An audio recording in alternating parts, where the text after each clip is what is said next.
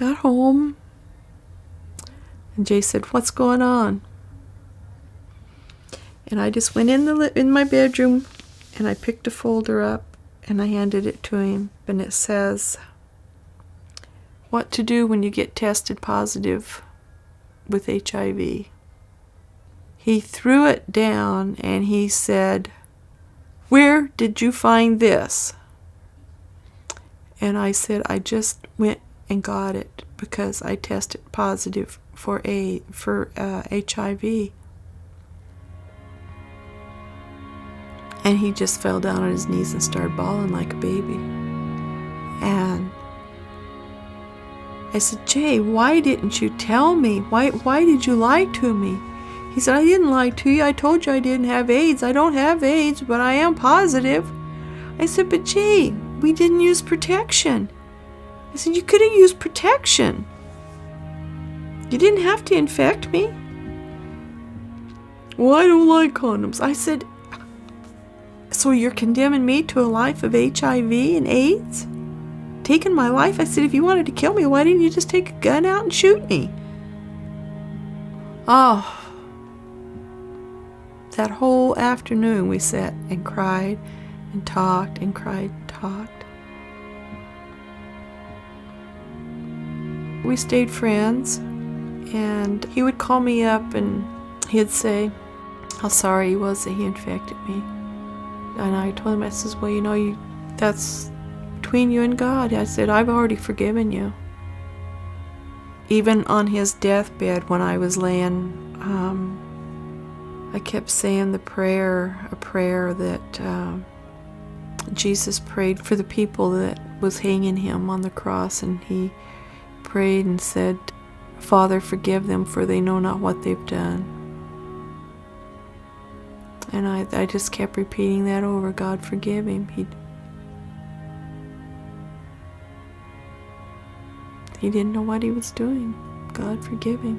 And I don't know why I kept praying that, but I just kept praying it and praying it and praying it.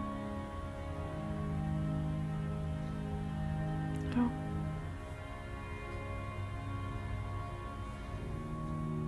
I asked my sisters, I have 3 sisters, I asked them to come to Portland to visit me. 2 of them came, and the next day I got phone calls. One of the sisters said, "Well, I'm sorry, but you can't come back in my house anymore." And the other sister said, "Well, after you leave, I have to sterilize my house. So it'd probably be better if you just didn't come around." I said, "Okay."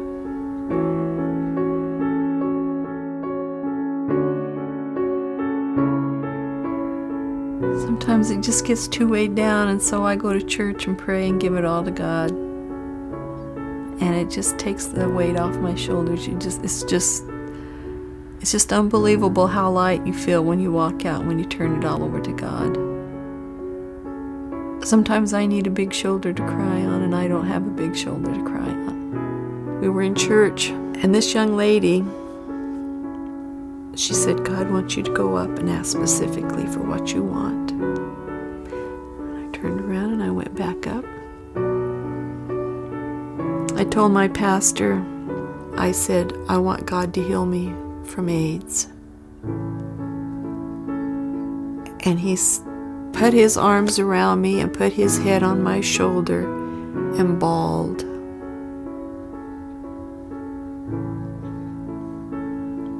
And just bawled. He must have bawled for 5 minutes. In front of the church, he just sat there and bawled, and he started praying for me.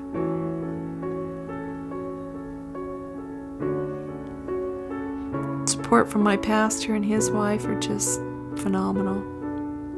They just embrace me with their love.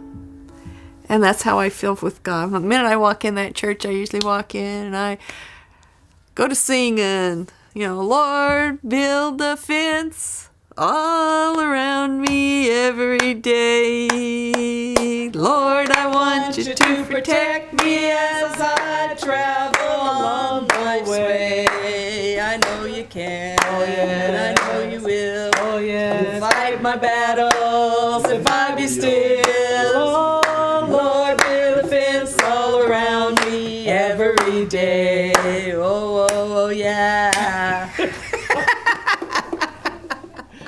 God has built a fence around me. He's, and I say that fence because it's His embracing love that I feel wrapped around me. I don't let anybody outside that fence. I don't let the negative come in anymore. Sure, there's a lot of negativity out there, but it doesn't have to come inside me anymore.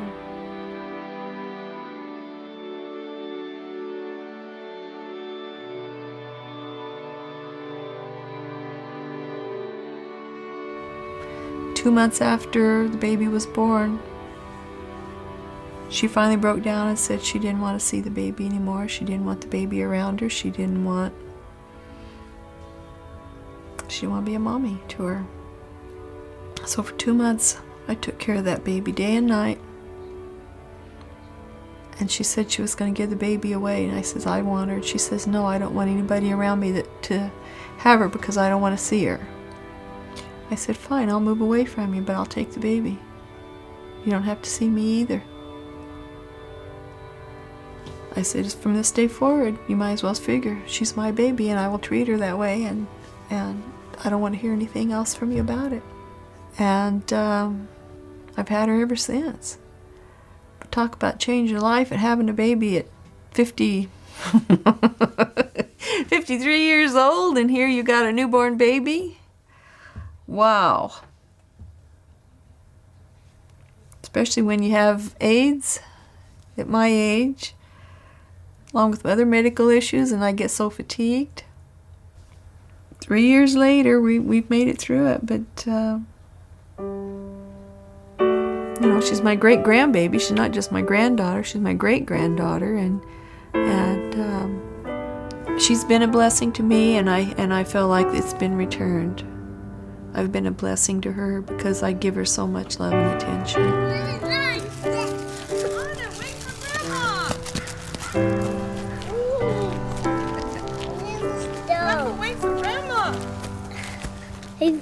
Since Ariana's been around, I don't get as depressed. I can't be depressed and raise a child and raise a baby. If she wasn't here, I don't want to imagine it. She is my alarm clock every morning. She's the reason I go to the store and buy milk. She's the reason I cook. I don't take very good care of myself when it's just for me.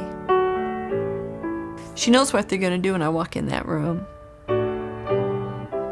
And she'll sit down on the bench by me and, it's going to be okay, Grandma. And she'll pat my arm or pat my face and stand up and hug me. And she's just so compassionate, just so full of love for me. And I worry about the AIDS, especially since my T cells has been so low. It's been 15, almost 16 years now. I have to keep living. I have 2 daughters, 7 grandchildren now, and 2 great-grandbabies. I keep living. And I have the faith. I have the faith that they're going to take my blood and they're going to come back out and they're going to say, there's no sign of this virus in your blood. And I'm just going to start bawling like crazy. Because it's going to happen. Everybody looks at me like I'm nuts when I say that to them, but it's going to happen. Something else might wipe me out, but AIDS ain't going to wipe me out. It's not going to wipe me out. It's not going to do it. I'm not going to let it, and God's not going to let it.